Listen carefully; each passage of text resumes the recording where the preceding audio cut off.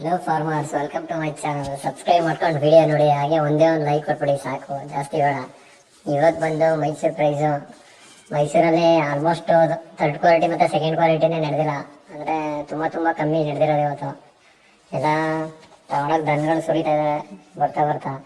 470 ರೂಪಾಯಿ ಇವತ್ತು ಬಂದು ಟಾಪ್ ಪ್ರೈಸ್ ಆಗಿದೆ. ಅಂದರೆ ಒಂದು ಲಾಟ್ ಮಾತ್ರ 470, ಇನ್ನೊಂದು ಲಾಟ್ 460 ರೂಪಾಯಿನೂ ಆಗಿದೆ.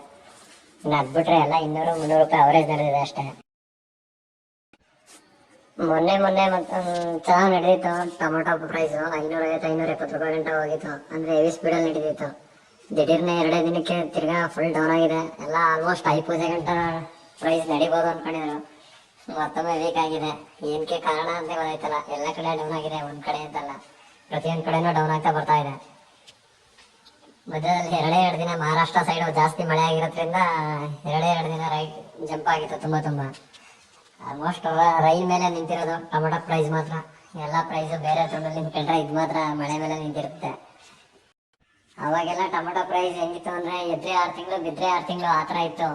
ಇವಾಗ ಹಂಗಿಲ್ಲ, ಎದ್ರೆ 2 ದಿನ ಬಿದ್ದರೆ 2 ದಿನ. ಸೇಮ್ ಬೀನ್ಸು ಮತ್ತು ಸೌತೆ ಕ್ಯಾಪ್ಸು ಎಲ್ಲ ಯಾವ ಥರ ರೈಟ್ ನಡೀತಿದ್ದೋ ಸೇಮ್ ಅದೇ ಥರ ಆಯ್ತದೆ. ಇದು 2 ದಿನಕ್ಕೆ ಎದ್ದು 2 ದಿನಕ್ಕೆ ಬೀಳ್ತಾ ಇದೆ. ಅಂದರೆ ಕ್ಯಾಪ್ಸಿಕಮ್ ಎಲ್ಲ ಹೋಲ್ಸೋಕ್ಕಾಗಲ್ಲ. ಕ್ಯಾಪ್ಸಿಕಮ್ ರೈಟ್ ಡೌನ್ ಆದರೆ ರೈಟ್ ಆಗೋದು ಲೇಟು.